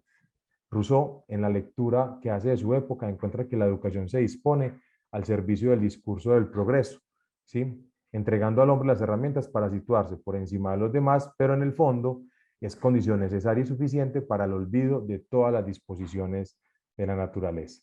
Y ahí es donde viene lo que Rousseau nos presenta como una educación negativa. ¿Sí? Esa educación negativa, digamos que obedece a ese segundo propósito de la educación, ¿sí? Y que obviamente la educación negativa pues es una respuesta a esa pregunta de cómo puede educarse a alguien, cómo puede educarse a un hombre si él mismo no es el resultado de una correcta educación. Entonces Rousseau va a decir es que el falso propósito de la educación consistirá en enseñar a hacer aquello, no lo que está en el estado de naturaleza, ¿sí? Sino lo que ya está como disposición en el hombre, ¿sí? Que deviene de esa moral de la vida social como artificialidad, es decir, como ese juicio de lo bueno y de lo malo y no sobre esa moral como un actuar tendiente a un conocer pleno, ¿cierto? A un conocer por fuera de esas imágenes que la vida social le ha impuesto. Así la educación negativa es precisamente la posibilidad de no enseñar esa virtud de la vida social, ¿sí? Ni enseñar lo que se denomina la verdad, sino simplemente es el llamado de Rousseau a dejar actuar, ¿cierto? Pero recordemos nuevamente que ese tipo de educación negativa también termina convirtiéndose en una de esas imágenes de contraste, ¿sí? Entonces, lo que nos vamos a encontrar frente a la educación es que Rousseau también hace una demanda y es que la educación no logra, si con la educación se espera poder establecer unas nuevas relaciones, lo que termina mostrando es que la vida social termina nuevamente sujetando esas formas en las que la educación podría concretar unas nuevas relaciones con el hombre, con el mundo, con los demás hombres, ¿cierto? Y que por ende, pues nuevamente lo que queda es no esperar en la inmediatez el cambio total y definitivo, sino ese movimiento constante que permita, ¿sí?, evidenciar esas inepcias o esa corrupción frente a la cual está sometido, en la cual está sometido el hombre. Eh, entonces, finalmente lo que nos encontramos es que la educación desde su propósito reproductivo intensifica esa simulación del hombre, el hombre como ser simulado por medio del olvido del cuerpo, a causa de un deber ser que se asume como la única voz que juzga el actuar del hombre, ¿cierto? Dentro de esas disposiciones de lo bueno y lo malo que la sociedad ha establecido. Es decir, la educación hacia el juicio moral, la excusa por medio de la cual se definen las relaciones que el hombre puede o no entablar con los demás hombres y con lo que está a su alrededor. Y por ende las formas de conocer y en las formas en las que se evidencia esas formas de conocer, en las que se da cuenta de ese conocer, es decir, la experiencia, pues terminan siendo también unas formas que reproducen esa acción teatral del hombre dentro de la vida social. Por eso termina afirmando en el discurso del origen y fundamento de la desigualdad entre los hombres, que el llamado al que debe acudir todo hombre no se encuentra en la voz de los otros, sino en su interior, ¿sí? Para Francisco Larroyo, por ejemplo, la voz de la naturaleza le indica al hombre su primer compromiso, ser consigo mismo, ¿sí? Y la perfectibilidad, no como esa falsa idea de progreso antropológico, cultural, económico, ¿sí? Termina diciendo esa perfectibilidad realmente es una dotación que está previa en el hombre y que le permite superar todos aquellos asuntos de la apariencia. El problema es que la misma vida social termina condicionando todo el actuar del hombre, ¿sí? Bueno, yo creo que con eso terminaría como lo que les traía para este socializar. Profesor Víctor, muchísimas gracias por su exposición. Está claro el nivel de profundización y de rigurosidad que se le imprime y además da cuenta también de su experiencia investigativa sobre el autor. Voy a hacerle una pregunta y mientras entonces usted nos da cuenta de ella, yo voy a ir aquí saludando a las personas que se nos unieron a la mitad de la cátedra. También hay participantes que tienen la manito levantada, Mile Joana Vidal y Aura Aguilera. Yo voy a habilitarles el micrófono a ustedes dos. Bueno, ya una bajó la manito, no sé, Mile Joana si todavía, bueno, ya también la bajó. Entonces, bueno, Sebastián Garro la acabo de levantar. Yo te voy a habilitar el micrófono, voy a hacer entonces esta pregunta. Aquí tenemos, profe Víctor, muchísimos estudiantes de grado 10º, de grado 11, de las escuelas normales superiores, a quienes les agradecemos que se nos hayan unido. Entonces, un poco como para reafirmar todo esto que usted nos comparte, profe Víctor, si pudieses entonces referir en pocas palabras, ¿por qué Rousseau es un clásico de la pedagogía? ¿Y por qué es importante leerlo en la actualidad sin que caigamos en esas ideas simplistas que usted nos refería hace un momento, que reducen su obra a un conjunto de tips o a un modelo para la enseñanza, sin que caigamos en eso? Fundamentalmente, ¿por qué Rousseau es un clásico y por qué es importante para la actualidad? Muchas gracias entonces a quienes se nos unieron en medio de la cátedra, sobre todo a la Escuela Normal Superior de Cúcuta y de Caquetá, que están conectados todos los estudiantes del grado 10º y 11, la Escuela Normal Superior María Auxiliadora, también San Jerónimo, Amagá, la Escuela Normal Superior de Marinilla. Bienvenidos y gracias por acompañarnos. Son los participantes que que en este momento tienen mayor número de personas conectadas. Entonces, profe Víctor, yo le doy la palabra a usted y se va preparando entonces para la intervención nuestro participante. Bueno, pues yo creo que básicamente volvemos a ratificar lo que decía el profesor Felipe Garcés en su primera cátedra de intervención dentro de este ciclo, dentro de este tercer ciclo de cátedras, y es, bueno, básicamente Rousseau es un clásico porque aún tiene cosas para decirnos. Es más, es muy interesante cuando vos abordás la lectura de algunas de las obras de Rousseau y lo que te encontrás es que pareciera ser que Rousseau está viendo esta situación actual en lo social, en lo político, en lo educativo, y lo que dice, pues termina como sin perder actualidad, ¿cierto? Sin perder actualidad. Es como si él no hubiera desaparecido, como si el mundo, él estuviera leyendo desde el pasado, el presente, y uno se encuentra esa crítica frente a las relaciones, frente a la educación, frente al hombre, frente a todo. Es decir, nos encontramos, por ejemplo, con una denuncia actual frente al plan de alimentación escolar que termina abocado sobre los niños, ¿cierto? Pero, oh sorpresa, terminan siendo siempre el discurso en la época electoral, ¿cierto? En la época en la que se habla de la apariencia, ¿sí? Pero luego desaparecen nuevamente los discursos. Pero luego hablamos de las relaciones entre los hombres como unas relaciones de apariencia que simplemente se ajustan a unos momentos epocales. Entonces yo creo que es muy importante la lectura de estos clásicos, no solamente de Rousseau, ¿cierto? De los otros, algunos de los que vamos a abordar durante estas cátedras, durante todo este tiempo, y otros, porque pareciera ser, ¿sí? Que es como si siguieran vivos en la medida de que lo que están leyendo no pierde actualidad. Y segundo, también por un asunto, digamos, importante en esa no lectura simplista, y es que, digamos que una de las cosas que más ha perjudicado la lectura de los clásicos y de muchos autores es que los sacamos de su contexto, o sea, nos traemos citas, ¿cierto? Por ejemplo, en Rousseau hay una cita que es muy conocida y es la de que el hombre es bueno y la sociedad lo corrompe, ¿cierto? Cuando realmente la expresión es todo es bueno al salir de las manos del creador y todo degenera en manos de los hombres. Esa es una situación muy diferente a como se nos ha vendido la idea de la bondad humana, por ejemplo. Pero es porque sacamos las citas y ponemos a los autores a hablar, ¿cierto? Cosas que ni siquiera dijeron, simplemente para adaptarlas a ciertos momentos. Entonces es muy importante como esa lectura pausada, detenida y explorar otros lugares. Como les decía, en gran parte de la facultad de educación leemos Emilio o la educación, pero no nos permitimos leer otros elementos de la obra del autor que nos permitan una comprensión, digamos, más amplia. Y en el caso particular mío también empezó así, empezó con una lectura de Emilio, pero luego se dio la necesidad de ampliar como ese espectro de lecturas a otros lugares para poder tener una comprensión. Y fue donde nos percatamos de que pues, en Rousseau había una serie de preguntas y afirmaciones que se iban moviendo a lo largo de su obra y encontramos otras cosas. Pues tratamos de argumentar, ¿sí? Y demostrar pues, cómo era que se daba nuestro análisis. Seguramente aparecerán otras que podrán mostrar otras lecturas, o como el profesor Felipe Garcés decía, otras capas, ¿cierto? En la lectura de los autores.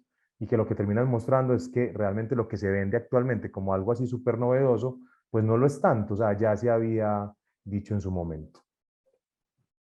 Bueno, muchas gracias, profesor Víctor. Yo le voy a dar la palabra entonces a Sebastián Garro. Sebastián, puedes abrir el micrófono y la cámara. Por favor, te presentas y nos dices desde dónde te estás conectando y a qué institución perteneces, Sebastián. Buenas tardes a todos. Por el momento no puedo poner mi cámara por un problema con mi computadora, pero bueno. Yo soy pues, Sebastián Garro, yo soy de la Universidad de Antioquia, actualmente cursando el programa de pedagogía. Un programa muy interesante, digamos lo que innova mucho en cuestiones de pedagogía. Se diferencia un poco de las licenciaturas, para quienes no me conozcan. Mi pregunta va direccionada en cuanto al Emilio y el papel del preceptor. El profesor no lo menciona mucho, pero me interesaría saber ahí con respecto al preceptor, porque veo al preceptor como una imagen de la sociedad que está constantemente vigilando a Emilio, y que en últimas nunca Rousseau en la obra logra concretar ciertamente su papel de la educación de Emilio, pero yo lo veo como aquel que desde la sociedad vigila esa confrontación que tiene Emilio con la naturaleza a través de la experiencia sensible. Entonces a mí me surge ahí una cuestión muy fuerte con respecto a Rousseau y es ¿por qué contemplar un preceptor? Un preceptor que de ser alguien diferente al Emilio, de alguien diferente al niño, eh, es alguien que se formó en sociedad, que en última está vigilando esa confrontación, porque aunque Rousseau dice que no interviene en esa confrontación, si es alguien que la vigila, la observa desde un punto, digamos, lo social, de sociedad, porque eh, al estar ya circulando en la sociedad, ya imbuido en sus imaginarios, aún así sigue siendo aquel que tiene que vigilar a Emilio. Entonces, es como desde que leí o me acerqué a la obra, en el libro principalmente, me surge mucha duda y pues al no escuchar al profe referirse a él en ningún momento, me gustaría saber qué piensa respecto de ese preceptor, de ese individuo que está en ese lugar, más bien de la sociedad y no tanto de la confrontación. Bueno, gracias, Sebastián. Lo primero que habrá que decir es que en ese orden de ideas pues no se puede leer Emilio precisamente como una guía de cómo educar al niño, pues porque precisamente pues Rousseau está abogando por una educación para todos, una educación pública por decirlo así, pero lo que nos encontramos es que realmente si se lee así, Emilio termina siendo, digamos, una tradición a todo lo que él está exponiendo, porque es que realmente lo que él está mostrando ahí es, él resuelve muy fácil, es Emilio, él lo construye y cuando no le gusta algo, simplemente dice que Emilio tiene y que no tiene, ¿cierto? Aparte, si vemos el contexto de Emilio, Emilio es un niño que ya tiene su parte económica resuelta, ¿cierto? Pues por algo tiene un preceptor. O sea, no todos pueden tener preceptores dentro de la época de Rousseau, ¿sí? Entonces, realmente no se puede leer como, es que Rousseau lo que está mostrando es la imagen de un maestro que trata de solucionar la educación del niño para establecer unas nuevas relaciones, sino que lo que está mostrando él mismo con la imagen de preceptor es ese juego de imposibilidades de las que está abocada la educación. Nuevamente, las dos situaciones que refería. Entonces, digamos que ahí el preceptor, frente al propósito de la educación, simplemente lo que termina reafirmando esa idea de un fin reproductivo frente a un propósito de educar en la sensibilidad, ¿cierto? Pero él mismo lo dice, es decir, pero termina habiendo una sujeción en la medida, y ojo, que Rousseau no está al margen solamente vigilando.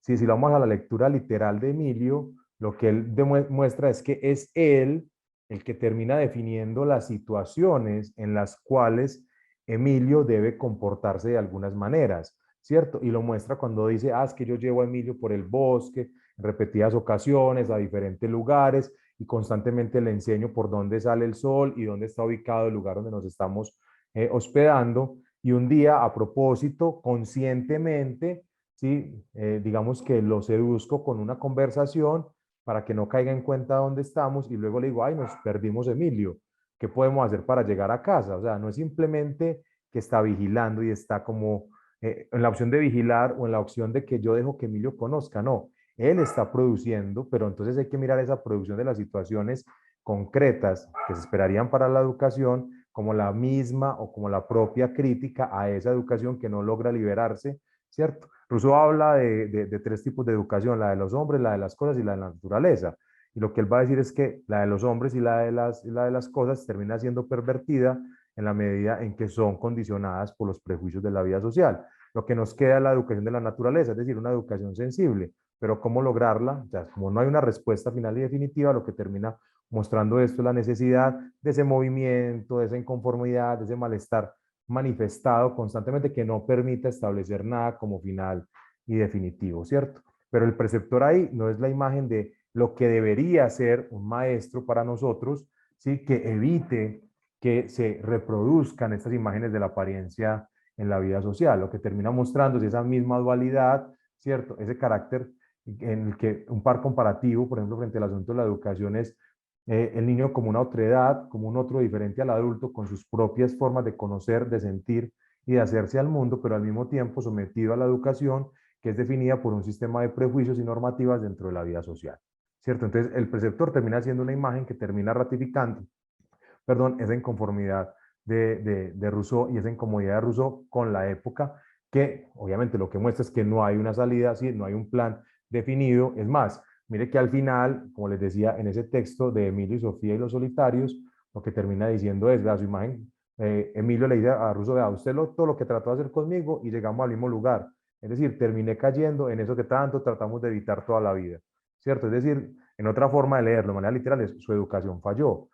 Pero si lo leemos en claves de inconformidades e incomodidades, miren, siempre caemos en el mismo sistema de la vida social, pero por lo menos está la incomodidad que trata de mostrar otras posibilidades. Muchas gracias, profesor Víctor. José Córdoba tiene ahora la palabra. Recuerden que ustedes pueden escribirnos sus preguntas, sus comentarios o también valoraciones sobre este espacio, sobre nuestro ponente a través del chat o levantan la manito para habilitarles el micrófono. José Córdoba, puedes abrir la cámara y el micrófono entonces para que te dirijas al profe Víctor.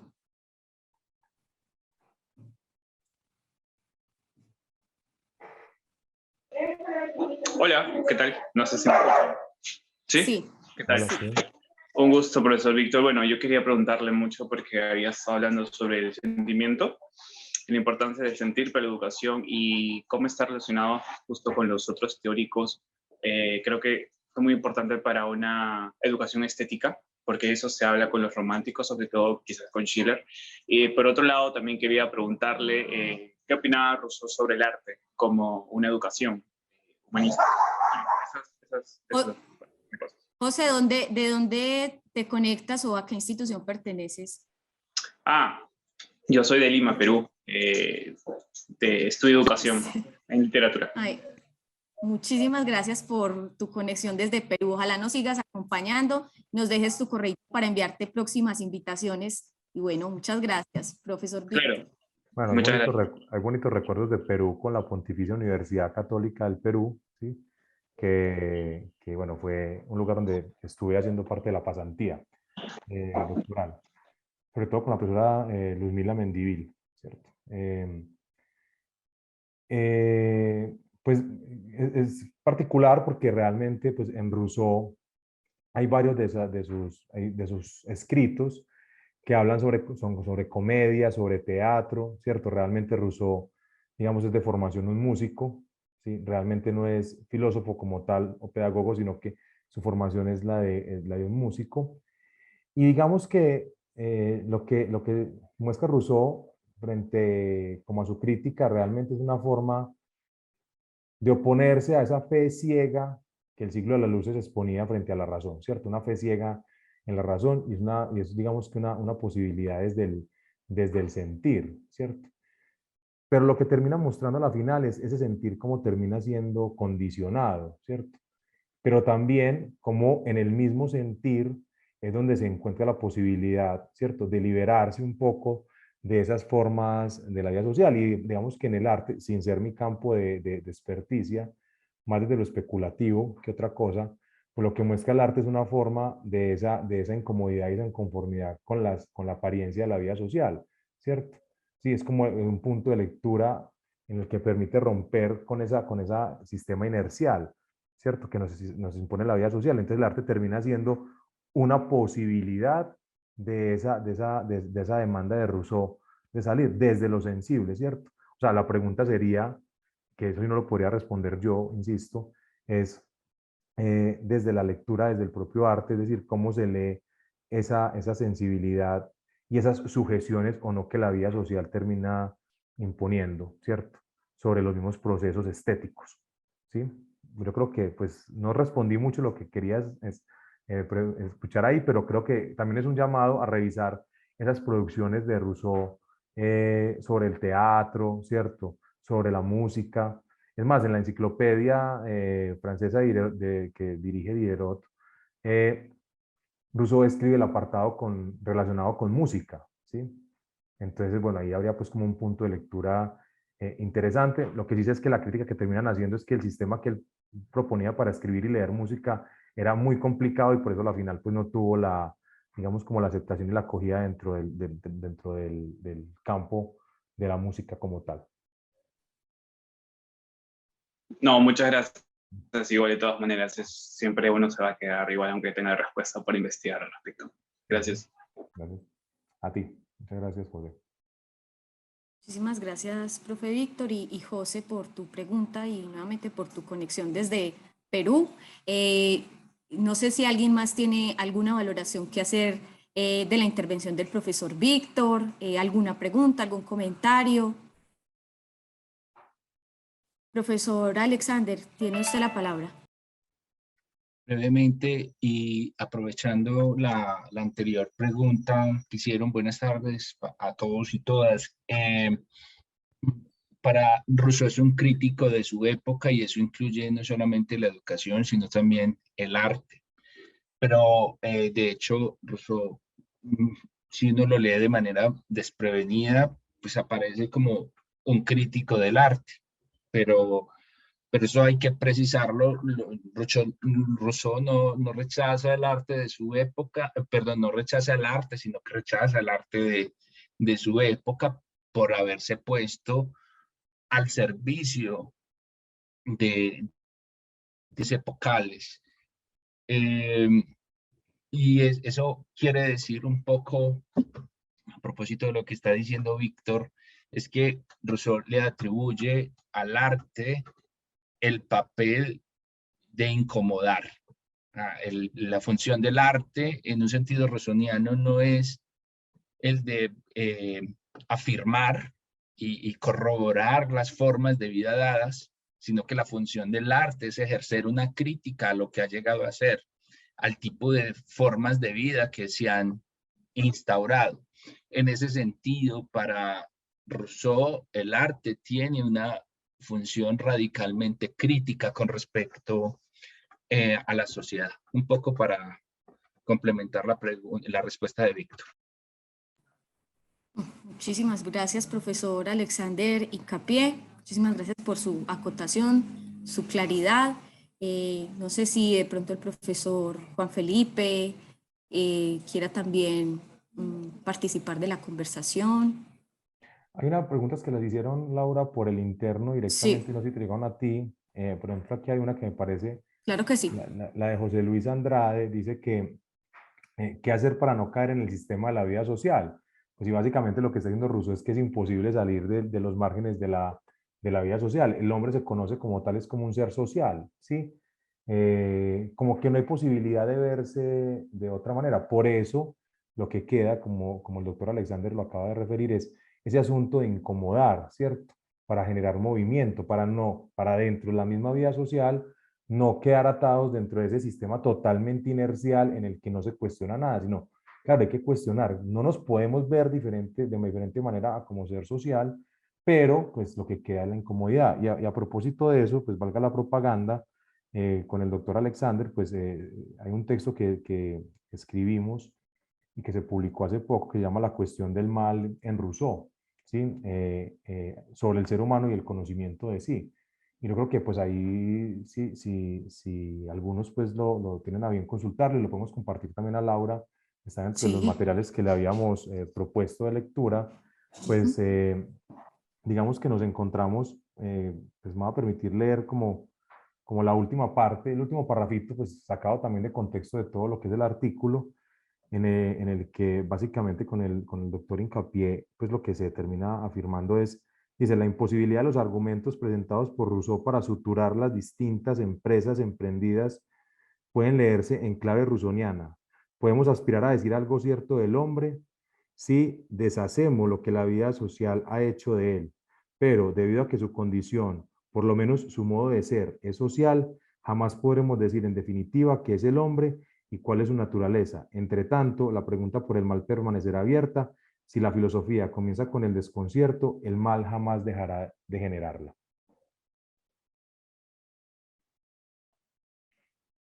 Profesor Víctor, aquí hay otra pregunta que acaban de hacer y si quieres entonces terminamos con las que nos hicieron por la pestaña de preguntas antes de seguir con la que nos hace Caro, por favor. Pero a mí no me aparecen, no me parecía sino esa. Sí. Ujú. Bueno, entonces nos hace Carol la pregunta, ¿cuál debe ser el enfoque que se debe dar a la enseñanza-aprendizaje para que el niño desarrolle el gusto por las ciencias? Ella es... Particularmente, pues tendría que responder, en el libro de la educación, creo que en el libro 3, si no estoy mal, hay un apartado en el que habla a propósito de la ciencia, ¿cierto? Y digamos que, bueno, dentro de esa misma crítica, pues lo que dice Rousseau es como que el niño no debe reproducir la ciencia, pues debe reconstruirla, ¿cierto? Entonces es como el llamado, nuevamente, es a no aceptar lo que se le está dando como un todo ya dado, sino como a experimentar qué es lo que pasa, también para avivar su imaginación. Es decir, podemos reducirnos a la idea de que, según Galileo, todos los cuerpos en la Tierra caen al mismo tiempo. O podemos simplemente mostrarle al niño actividades muy a la manera de Rousseau, ¿cierto? En la cual pues coja objetos de diferente tamaño, de diferente forma y los deje caer, ¿cierto? Y luego preguntarle es por qué pasa una cosa y la otra, pero más que porque cómo hacer para que los niños aprendan ciencia, realmente el llamado no es pues a seguir este método de Rousseau en lo que él ha colocado varios ejemplos ahí en Emilio o de la educación, sino como a cómo hacer para que el niño no caiga dentro del hábito reproductivo, ¿cierto? A cómo pensarnos realmente la relación, eso que hablamos tanto en Colombia de que hay que educar significativamente, pero al final nadie entiende cómo educar significativamente, es como realmente un llamado y es a que crear conciencia sobre lo que el chico está accediendo frente a la ciencia, qué es lo que está entendiendo por la ciencia. Bueno, y ahí también pues había que salirnos un poquito del marco de Rousseau y es hacer un llamado, por ejemplo, a abordar esta lectura sobre alfabetización científica, ¿cierto? Eh, no solamente reproducir la ciencia, sino cómo se construye la ciencia y segundo, cómo comunicamos la ciencia. Y yo creo que a eso sí también hace referencia Rousseau frente a la comprensión de lo que se está haciendo y luego cómo se transmite esa comprensión para no caer simplemente en la reproducción de las afirmaciones. Ah, sí, todos los cuerpos caen igual. Y la gente termina aceptando. Y es más, te creen porque vos sos el profesor. Entonces no se cuestiona lo que el profe dice, ¿cierto? Pero realmente no hay un asunto reflexivo sobre qué significa que los cuerpos caigan todos al mismo tiempo. Pues por colocar un ejemplo particular, ¿sí? Claro que sí, profe Víctor, nos regala por favor nuevamente el nombre del texto que escribió en compañía del profesor Alexander Icapié para compartirlo y recuerden igual que les voy a dejar un correo electrónico donde pueden solicitar todas las referencias que el profesor Víctor nos está compartiendo, además de la información sobre las próximas cátedras. Sí, mira, es la cuestión, se llama la cuestión del mal en Rousseau, sobre el ser humano y el conocimiento de sí. Es el volumen actual que hay en la revista de Ciencias Sociales de la Universidad Luis Amigó. ¿Sí? Listo. Yo se los acabo de compartir en el chat. Ajá. No les llega, de todas formas, pueden escribir al correo que les voy a dejar en este momento para que soliciten todo el material, no solamente de esta cátedra, sino de las demás. Recuerden que la información sobre los próximos eventos que la Universidad de Antioquia y la Universidad de San Buenaventura estén realizando, dejarán en el link que les acabo de compartir su correo para que les esté llegando. Hay la manito levantada. Sebastián, nuevamente, puedes abrir tu micrófono. Profe, yo tengo una pregunta última con respecto a la confrontación y con respecto a eso justamente con la dominación. No sé si Rousseau considera, bueno, además de violenta, el acto de la sociedad frente a los sujetos.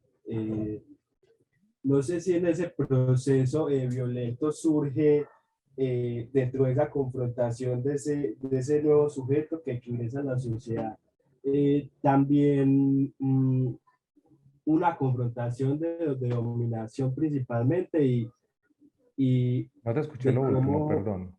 ¿cómo? No te escuché lo último, se te entrecortó. Que pues estaba hablando precisamente de una confrontación de conciencias en la que necesariamente va a haber alguien que expresa su dominancia ante el otro y que por ende este hecho vendría siendo violento. No sé si también esa violencia de la que hablas de la sociedad eh,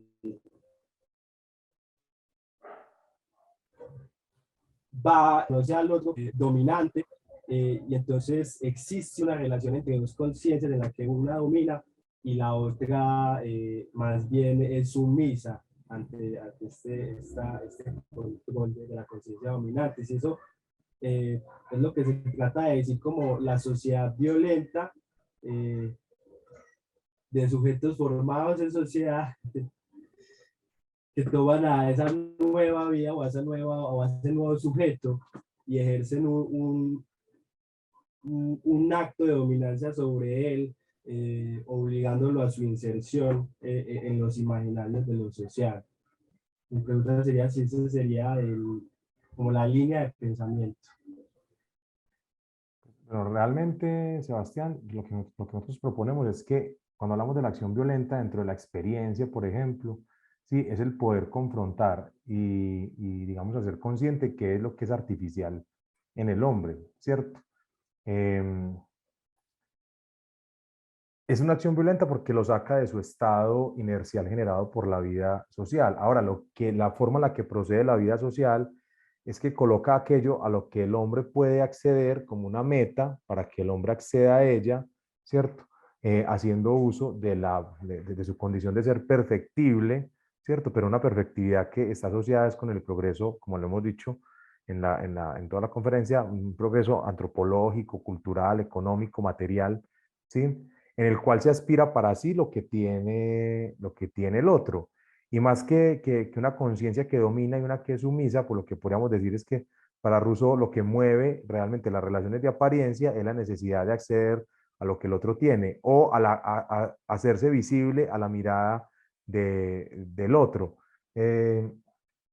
Porque es que a la final, por ejemplo, lo que va a terminar, lo que dice Rousseau, por ejemplo, en la segunda parte del discurso de las ciencias y las artes, es que el hombre termina tendiendo guirnaldas de flores sobre las cadenas que lo aprisionan, es decir, termina, digamos, porque como no cuestiona nada, pues lo que termina es queriendo este modo de ser en el cual no tiene posibilidades de nada diferente a lo que la vida social le imprime. Ahora, lo que pasa es que en las relaciones de apariencia, vuelvo, insisto, esa ostentación por lo que el otro es o por la mirada del otro es lo que termina más que generando una conciencia dominante y una sumisa, pues lo que termina haciendo es generando esa posibilidad de no cuestionar nada y de simplemente ratificar ese alejamiento del hombre de su propio, de su ser, de lo que Rousseau dice está en el interior del hombre, olvidando que es el hombre y terminando simplemente en unas lógicas de la vida social que simplemente pues, no le permiten cuestionar nada y simplemente operar dentro de esas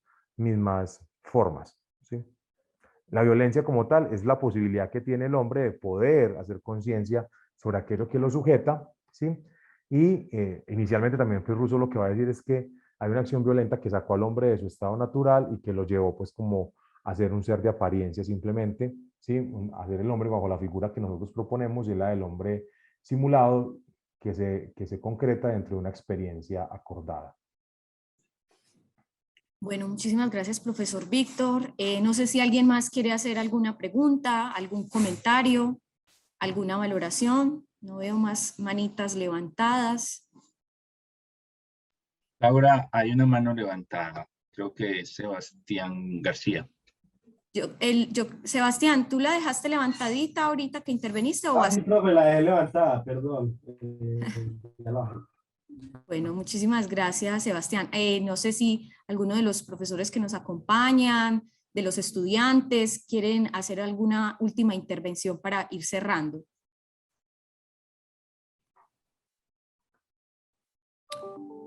Bueno, profesor Víctor, no sé si usted quiere dar unas palabras como de cierre. Juan Felipe alzó la mano o la volvió a bajar. Es que de tanto silencio, Juan Felipe, uno no sabe si preocuparse o no.